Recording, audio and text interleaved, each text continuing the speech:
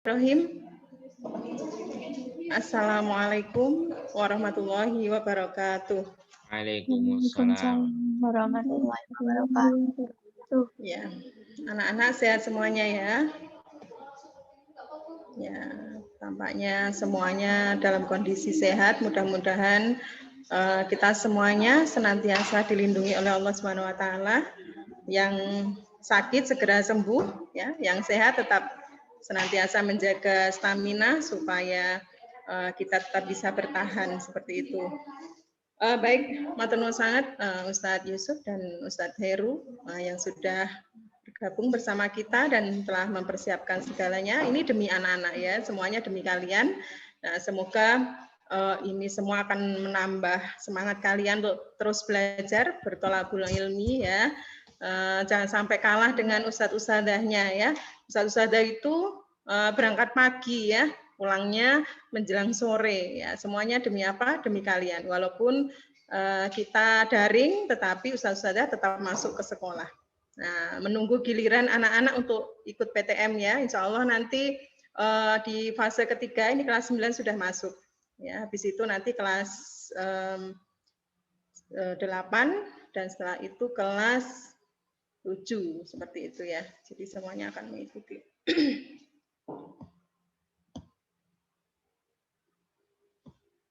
Baik anak-anakku semuanya, kita pada pagi hari ini mau belajar tentang struktur bumi ya. Yang tadi seperti yang sudah disampaikan oleh Ustadz Yusuf bahwasanya materi ini kaitannya lebih ke geografi ya. Geografi yaitu mata pelajaran yang membahas tentang bumi ya, geo ya, tentang bumi.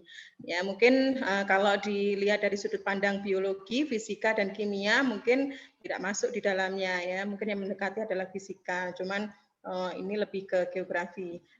Maka dari itu anak-anak kita harus luas ya cara pandang belajar kita, tidak hanya dari segi yang spesifik ya, kita harus mempelajari semuanya ya, kita harus punya wawasan yang luas untuk menjadi seseorang yang cerdas seperti itu. Baik, ini akan langsung saja Ustazah share ya untuk materinya. Nah, kemarin di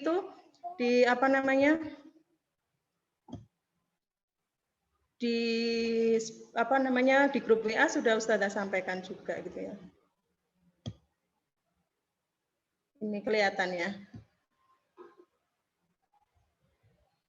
Sudah kelihatan belum?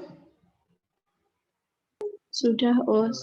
Ya, ini ya kita belajar tentang struktur bumi.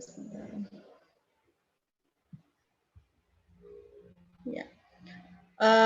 Yang kita pelajari di sini anak-anak ya, yang kita pelajari di sini yang pertama adalah lihat ini, di sini ada peta konsep ya.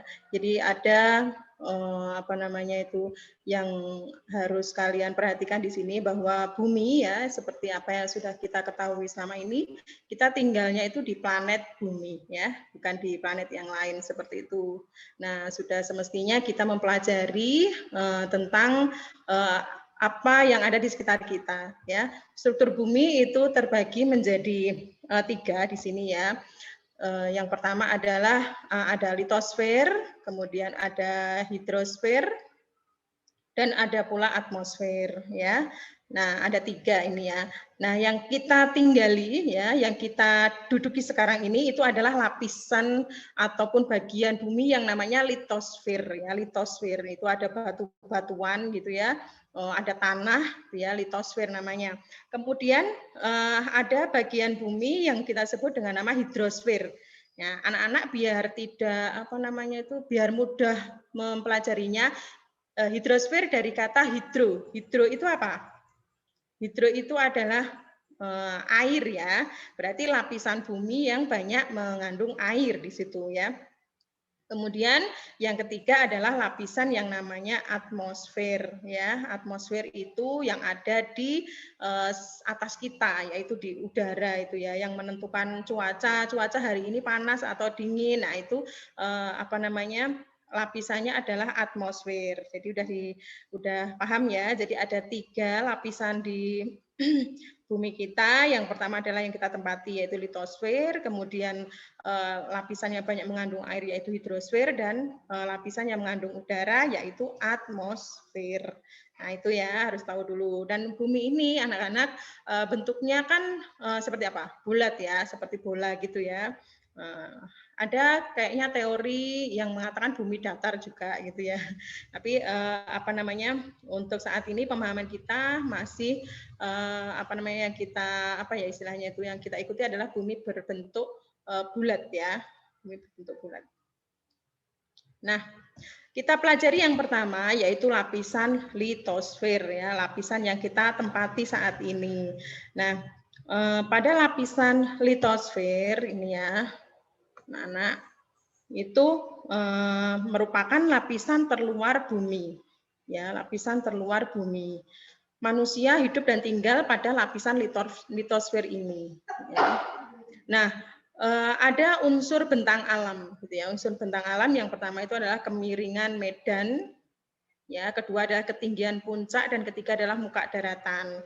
Nah, pengertiannya adalah masing-masing seperti ini. Jadi ini lebih kalian belajarnya itu ke apa ya anak-anak ya, teori-teori ataupun hafalan ya. Jadi kalian nggak ngitung, tapi kalian memahami dan menghafalkan aja gitu. Kemiringan medan itu adalah kedudukan lereng membentuk sudut dengan bidang datar. Jadi miring gitu ya.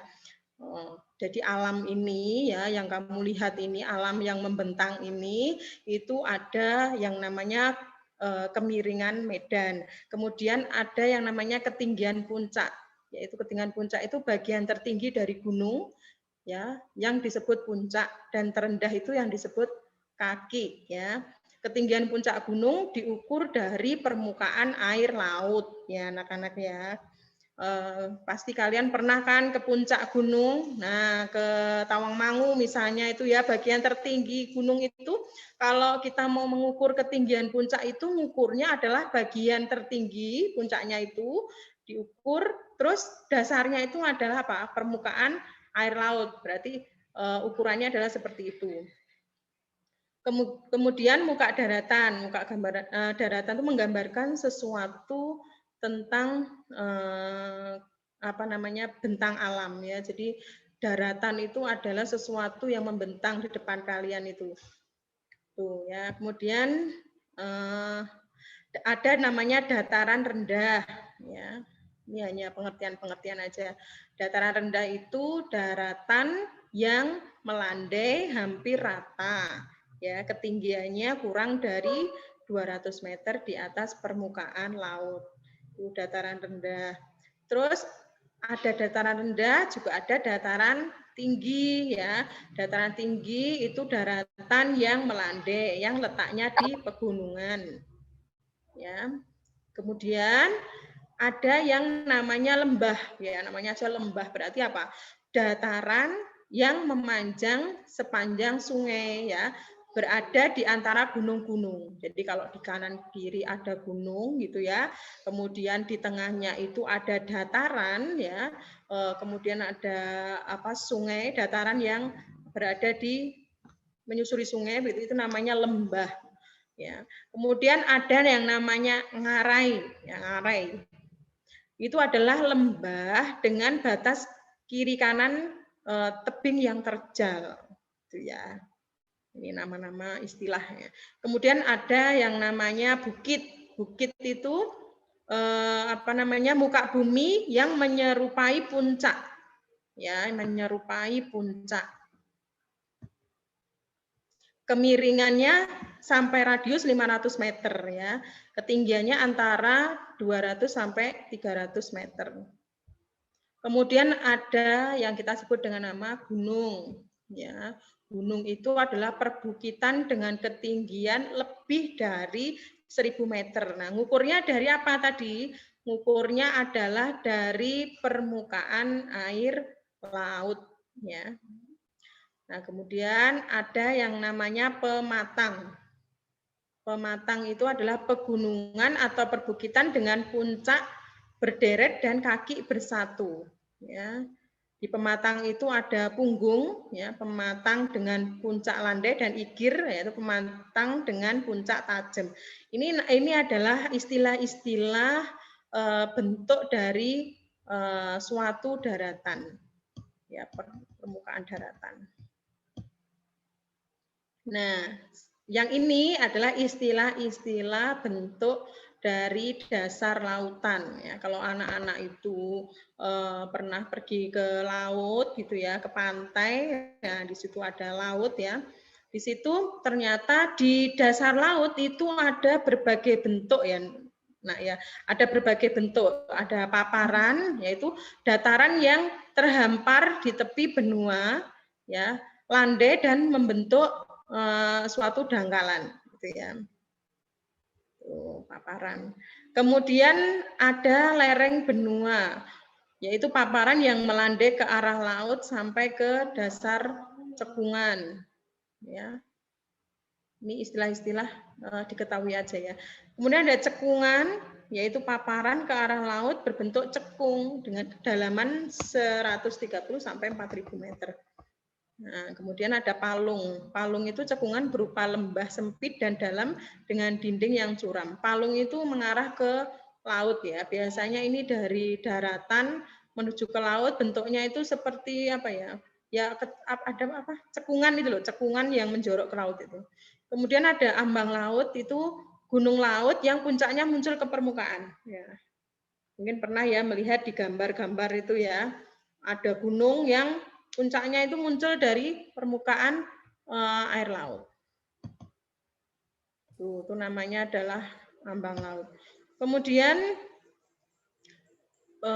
bahan penyusun kerak bumi. Ya, kerak bumi itu adalah merupakan salah satu lapisan yang kita tempati, ya, lapisan litosfer itu berupa batuan yang sangat keras yang terus berubah karena arus material cair panas di kedalaman bumi, ya. Dibedakan menjadi 3, yaitu ada batuan beku, yaitu magma cair dan pijar yang akan keluar dari lubang gunung berapi mendingin dengan cepat dan memadat. Ya, ada batuan metamorf, ya, terbentuk karena proses fisis, ya. Fisis itu pengaruh fisika, pengaruh panas, tekanan, dan waktu.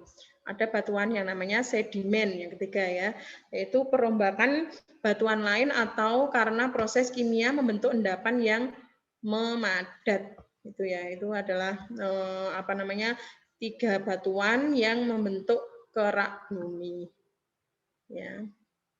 Nah, kemudian gunung berapi ya. Anak-anak mungkin pernah dengar ada yang namanya Gunung Merapi ya. Gunung Merapi itu salah satu nama dari gunung berapi ya, jangan salah ya. Jadi gunung berapi itu adalah gunung yang aktif ya, yang dapat mengeluarkan lava ataupun fluida panas. Jadi ini gambarnya seperti ini anak ya. Jadi di sini ini di dalam gunung ini, di dalamnya sini aktif ya, ada berupa zat atau fluida panas ya, berupa lava itu ya. Nah, kalau diistilahkan itu merupakan suatu sistem saluran fluida panas atau lava yang memanjang dari kedalaman 10 km di bawah permukaan sampai ke permukaan bumi ya. Jadi ini 10 kilo ini ke bawah sini ya. Ya, termasuk endapan hasil penumpukan materi yang dikeluarkan saat meletus. Jadi kalau gunung ini meledak gitu ya, ini akan menyemburkan lava panas gitu ya. Nah, akan keluar dari gunung sini, keluar sini ya, sampai kemana-mana begitu. Kayak Gunung Merapi kan dulu juga seperti itu. Tuh ya. Dan zat yang keluar dari sini ini berasal dari vulkanik ya, dari apa ya istilahnya itu, dari proses vulkanik gunung berapi itu. Kemudian klasifikasi ini ya, klasifikasi untuk gunung berapi itu berdasarkan catatan ya, catatan sejarah erupsi ya, itu ada 3 tipe ya, tipe A, B, C itu ya. Kemudian berdasarkan sumber erupsi itu ada pusat, samping, celah, dan eksentris. Kemudian berdasarkan kuat letusan dan tinggi tiang asap itu ada tipe-tipe ini ya, banyak sekali. Kemudian berdasarkan bentuk itu ada berapa bentuk-bentuk ini. Ya, ini apa namanya, pernak-pernik tentang gunung berapi. Bagian yang menerangkan misalnya ini kondisi cuaca seperti ini, kemudian kondisi gunung berapi seperti ini, kemudian akan datang tsunami dan seterusnya. Nah, itu ada lembaga sendiri ya, Mbak ya. Jadi ada lembaga sendiri yang berkecimpung menangani hal itu, yaitu disebut sebagai BMKG itu ya. Jadi apa namanya itu, yang menyiarkan kalau sebentar lagi akan hujan misalnya seperti itu. Nah, itu Badan Meteorologi dan Geofisika itu ya. Kemudian ini lanjutnya, bahaya letusan gunung berapi ya. Bisa menimbulkan bahaya yang langsung ya, bisa dirasakan, kemudian yang ada yang tidak langsung ya. Bahaya yang langsung itu contohnya adalah lelehan dari lava vulkanik itu bisa mengenai pepohonan ataupun ekosistem yang ada di sekitar gunung, sehingga menyebabkan apa? Semuanya mati gitu ya. Kalau kamu melihat itu habis gunung meletus itu kayak Merapi itu kan semua yang ada di sekitarnya itu hancur, teman-temannya hewan, tumbuhan itu semua mati gitu ya, karena terkena lelehan lava. Kemudian ada aliran piroklastik ya, atau awan panas ya, dus gembel itu ya, yang itu menyebabkan ya semua terbakar gitu ya.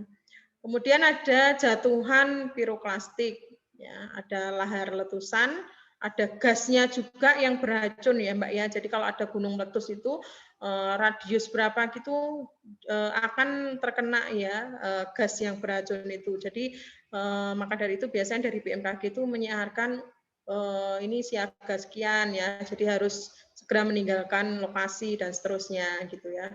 Nah, karena berbahaya sekali itu kalau kena asap beracunnya itu, wah, itu bisa meninggal ya. Biasanya sulfur itu paling kuat. Ya, kalau kamu pernah pergi ke tempat wisata Tangkuban Perahu itu ya, itu kan aroma di sana itu kan aroma apa itu namanya itu sulfur itu ya. Nah, itu kuat ya. Bahkan yang nggak tahan bisa pusing dan pingsan itu. Bahaya tidak langsung yaitu ada lahar hujan, ada banjir bandang, ada longsoran vulkanik gitu ya. Itu yang harus diwaspadai kalau rumahnya daerah pegunungan yang aktif seperti itu ya. Kemudian tingkat isyarat gunung berapi di Indonesia itu dibedakan menjadi normal, waspada, siaga, dan awas. Nah, ini adalah kode-kode dari BMKG untuk apa namanya, untuk mengantisipasi bahaya dari letusan gunung berapi. Kemudian yang selanjutnya adalah gempa bumi, gitu ya. Gempa bumi yaitu merupakan gempa yang kuat ya, berasal dari apa? Dasar laut ya, dapat menyebabkan tsunami. Ini adalah apa namanya? Ini adalah lempeng-lempeng benua, ini sumbernya di sini, ini lempeng samudra. Jadi ada di bumi ini bagian bawah ya, lapisan air laut itu, di bagian dasar itu ada apa itu namanya itu bagian bumi ya, yang bisa menyebabkan pusat gempa gitu ya. Nah, kalau di situ terjadi di bawah permukaan air laut itu menyebabkan tsunami. Ya, tsunami itu nanti airnya apa namanya turun ke bawah, kemudian balik lagi. Jadi makanya dulu peristiwa tsunami itu gempar itu ya, itu awalnya itu orang pada kaget dan tercengang gitu ya, ketika melihat air laut itu Mbak surut, tiba-tiba air laut itu surut. Ya, itu kan karena apa? Karena terjadi gempa di bawah permukaan tadi air laut tadi. Jadi air laut itu surut, masuk ke dalam ya airnya itu. Kemudian seperti di apa namanya itu? dilempar gitu ya. Jadi air yang menurun kemudian naik dengan sangat dahsyat gitu ya. Nah, itu menyebabkan yaitu tsunami itu, dan korbannya yang jatuh sangat banyak sekali itu ya. Itu.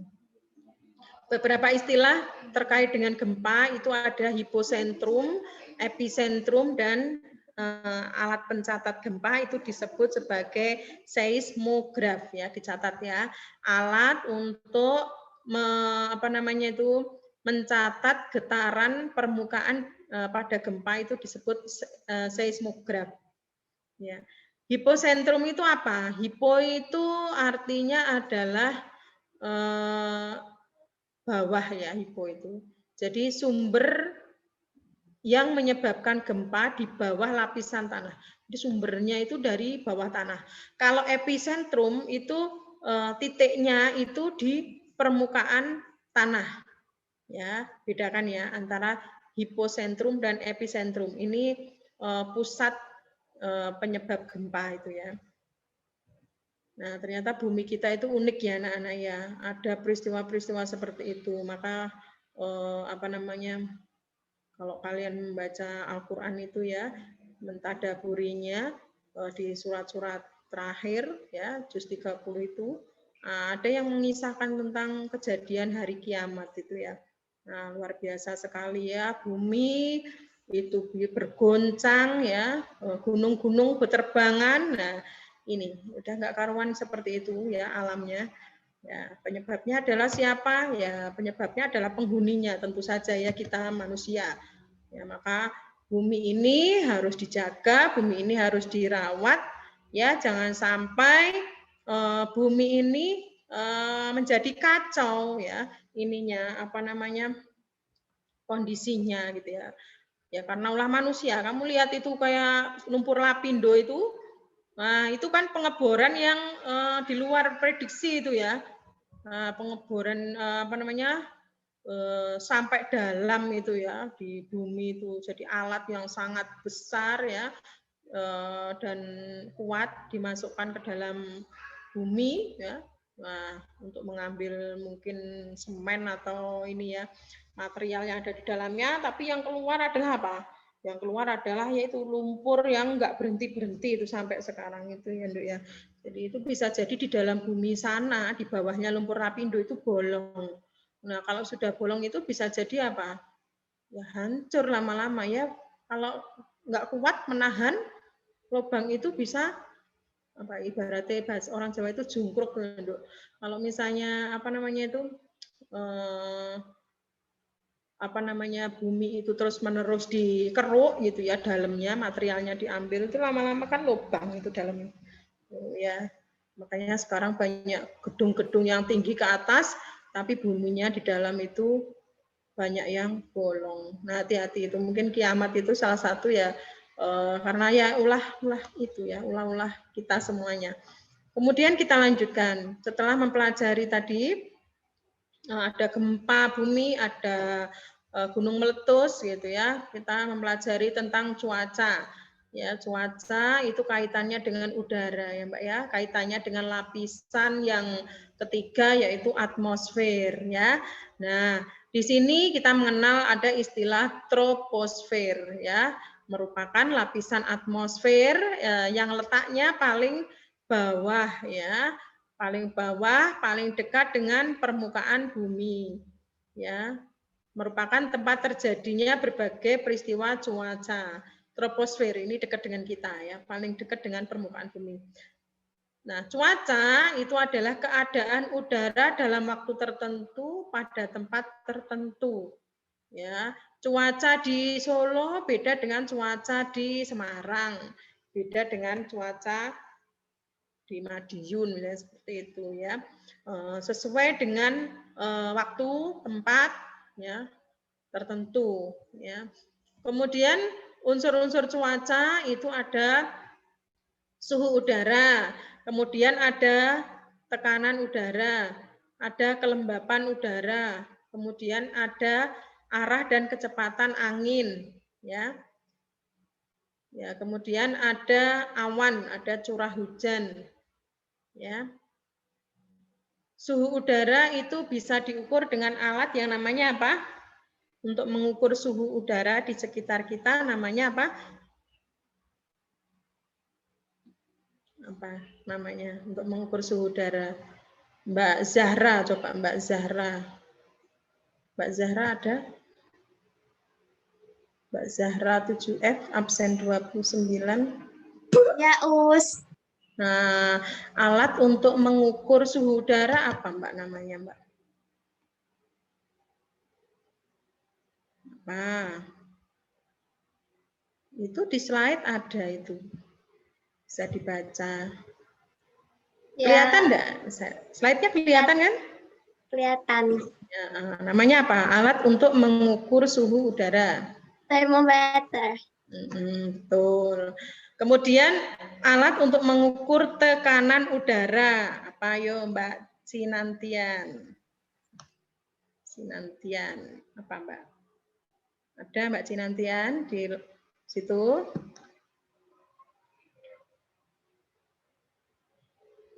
Halo Mbak Cinantian, 7E, absen 5. Untuk mengukur tekanan udara apa namanya?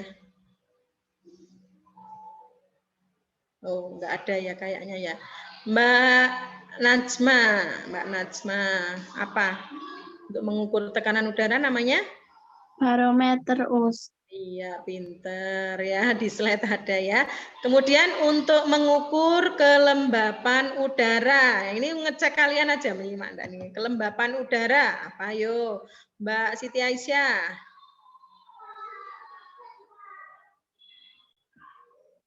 Apa Mbak? Untuk mengukur kelembapan udara, alatnya namanya apa? Mbak Siti Aisyah, 7E. Suara Ustazah bisa didengar? Mbak Siti Aisyah. Apa namanya? Belum di ini, apa speakernya belum dinyalain.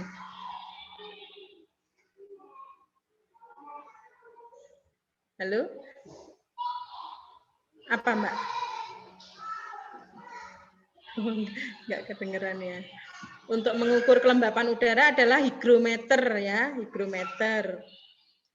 Kemudian untuk mengukur arah dan kecepatan angin namanya apa, Mbak Ahra? Anemometer. Ya, pintar ya. Jadi apa itu namanya? Kita perlu tahu ya alat-alat untuk mengukur cuaca ya, yang apa namanya? Ini alat ini ada di sekitar kita ya, bisa kita dapatkan. Gitu. Kemudian lanjut. Nah, ini apa ini? Tadi kita kan bicara tentang troposfer ya, yaitu lapisan terdekat dengan bumi kita. Ya, lapisan udara yang paling dekat dengan bumi kita ini namanya lapisan troposfer ya. Nah, kemudian ini juga di permukaan atas kita itu ada yang namanya awan ya. Awan itu ada nama-namanya ini. Ya, jadi kamu lihat itu bentuk awan itu kan bermacam-macam ya Mbak ya. Kadang bentuknya itu mengerikan gitu ya. Kadang bentuknya itu bagus sekali gitu ya, indah. Kadang itu kayak kebakaran ya ini ya. Nah, ini ada namanya masing-masing itu. Ada yang namanya cirrus ya. Ada yang namanya macam-macam ini. Kalian bisa baca di situ untuk pengetahuan aja.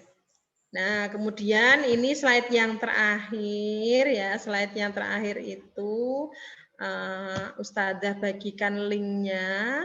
Ya, Ustazah bagikan linknya. Nanti silakan kalian bisa apa yang namanya kerjakan ya. Kalian bisa kerjakan di Google Form ya. Kalian bisa kerjakan di Google Form. Ya, untuk linknya, linknya di share di sini Ustadz atau di share di share-nya di apa itu chat sini juga bisa, nanti di grup juga kita share nanti. Diulang lagi. Oh iya, betul. Gitu ya Mbak ya. Jadi untuk materi Nah, pada kalau ada pagi yang hari mau ini, tanya silahkan Bu, ya silakan. Mungkin kalian masih bingung ya. Nama-namanya disampaikan. juga ini ya. Nama-namanya juga mungkin susah-susah gitu ya. Istilah-istilahnya mungkin kalian perlu banyak buka-buka buku ya. Ya untuk pemahaman aja ya, supaya kalian tidak bingung. Mumpung ada Ustadz Yusuf Silakan sama Mbak, Ustadz kalau Heru, mau ada yang silahkan. disampaikan atau sepik-sepik boleh, enggak apa-apa, santai aja. Kita kan istilahnya Diskusi bisa. enggak apa ya, enggak tegang banget lah, transparan. Ini pelajarannya nyantai. Nanti PowerPoint yang dari usaha Jenny nanti kita share di grup atau melalui guru mapelnya. Kalau 7D saya kelas 7E Ustadz Heru, 7F 7E Ustadz Jenny ya, 7F Ustadz Heru. Lah monggo silahkan nanti kita share, pokoknya nanti kita share semua. Silakan, ini mumpung ketemu semuanya ya, ini jarang sekali ya kita bisa ngomong seperti ini. Kalau mau tanya enggak apa-apa. Saya sampaikan juga untuk materi besok. Jadi kemarin kan pemanasan global, kemudian ini struktur bumi. Nah nanti pekan-pekan berikutnya, insya Allah nanti yaitu terakhir yaitu tentang tata surya. Nah ini mungkin materi ini kita berikan 2 pekan ya, pekan ini dan pekan depan. Jadi struktur bumi ini kita akan sampaikan lagi, kita perdalam. Nanti mungkin giliran saya atau Ustadz Heru, yang penting kalian juga ikut nyimak ataupun mempelajari di paket. Syukur-syukur di YouTube itu kalian baca apa itu, kalian simak, kalian lihat, kalian tonton. Bagus-bagus kok Mbak, insya Allah. Apa dikasih tugas merangkum menurut Pak? Semangat enggak ini? Tugas merangkum menurut Gedek semua. Setuju. Nah. Nanti Sepakat untuk ya, videonya sepakat. ada itu, video dari YouTube itu kita share di WA ya, WA grup ya. Jadi Mbak Najma nanya untuk videonya, insya Allah ada. Gimana kalau dikasih tugas merangkum di internet itu gimana Ustazah? Tulis tangan gitu gimana? Setuju enggak ini? Setuju enggak? Pada gedek semua. Pada mau? Mau atau enggak? Enggak mau kan? Oh, pada enggak mau ya. Sudah. Tapi ya tetap belajar loh Mbak. Masalahnya kira dikai tugas itu terus ora sinau. Lah kuwi lho. Udah pilih ndelok TikTok itu. TikTok. Tapi paham nggak ya tadi istilah-istilah tadi gimana? Bingung apa paham? Paham beneran. Sulit loh. Ya. Di-share di grup, nanti kalau ada yang tanya silahkan. Kadang grupnya itu jadi sepi ya, enggak apa ya, enggak aktif, proaktif tanya pelajaran itu jarang. Ya, nah ini mungkin kelas 7 itu mulai masuk KBM ya Bu ya, mungkin bulan apa ya, bulan Juli ya Ustazah nggih. Bulan Juli ya kayaknya. Kalau kelas 8 itu kan besok April. Sekarang ini kelas 9 sudah masuk 2 jam saja. Sedangkan kelas 8 besok tanggal 5 April insya Allah apa itu kita mulai KBM kelas 8. Nah, kemudian kalau nanti 2 pekan berikutnya ini nanti tidak ada masalah, mungkin loh ya. Sehabis lebaran kita coba untuk kelas 7, tapi ya kita tidak tahu perkembangan berikutnya. Insya Allah corona sudah tidak ada, virus corona itu sudah tidak ada, insya Allah loh ya. Sehat semua, ya tidak ada yang sakit meninggal karena corona. Lah, kalau meninggal karena penyakit lain mungkin ada. Setiap hari mesti ada orang meninggal dunia. Begitu juga setiap hari juga ada orang yang melahirkan, ada ibu hamil dan lain sebagainya. Setiap hari itu mesti. Jadi insya Allah semuanya sehat walafiat. Monggo Ustazah dilanjutkan.